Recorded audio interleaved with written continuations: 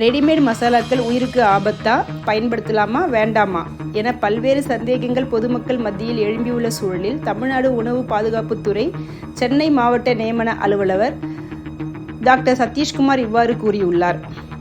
Ethylene ஆக்சைடுங்கிறது ஒரு case. Masala பொருட்களில் உள்ள நுண்கிருமிகளை அழிக்கிறதுக்காக எத்திலீன் ஆக்சைடை பயன்படுத்துகிறாங்க. பாக்டீரியா, பூஞ்சை, பூச்சிகள் போன்ற நுண்கிருமிகள் அழியறதால ரொம்ப நாளுக்கு மசாலா பொருட்களை பயன்படுத்தலாம். மசாலா பொருட்கள் கெடாமல் இருக்கிறதுக்காக தான் முக்கியமாக இந்த ஆக்சைடை மசாலா நிறுவனங்கள் பயன்படுத்துகிறாங்க.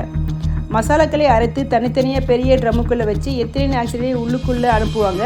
இப்படி பண்ணும்பொழுது நுண்கிருமிகள் எல்லாம் அழிஞ்சிடும். ஆனால் இதை மசாலா பொருட்களில் பயன்படுத்துவதற்கான முறையான விதிமுறைகள் இந்திய உணவு பாதுகாப்பு மற்றும் தர நிர்ணய ஆணையத்தால் கொடுக்கப்பட்டிருக்கு.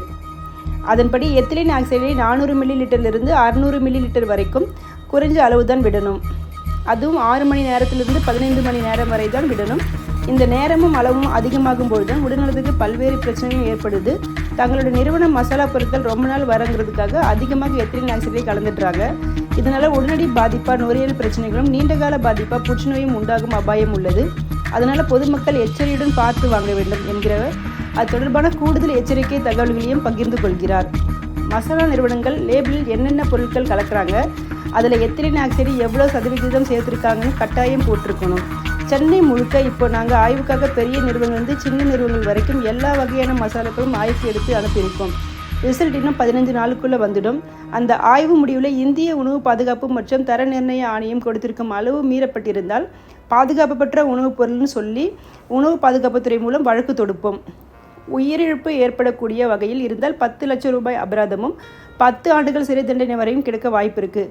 மசாலா பொருட்களை பொதுமக்கள் வாங்கும்பொழுது கட்டாயம் அதில் பயன்படுத்தக்கூடிய தேதி, கலக்கப்பட்டிருக்கும் பொருட்கள், எத்திலீன் ஆக்சைடு அவ்வளவு எல்லாத்தையும் லேபிளில் பார்த்து தான் வாங்கி பயன்படுத்தணும்.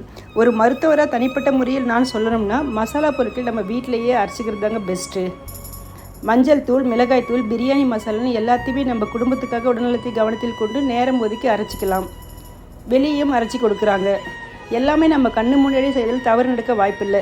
இந்த பெஸ்ட் ஐடியாவை விட்டுட்டு நாம் காசு கொடுத்து மசாலா பொருட்களை வாங்கி ஏன் நோய்களை ஏற்படுத்திக்கணும் என்று கேள்வி எழுப்பியுள்ளார்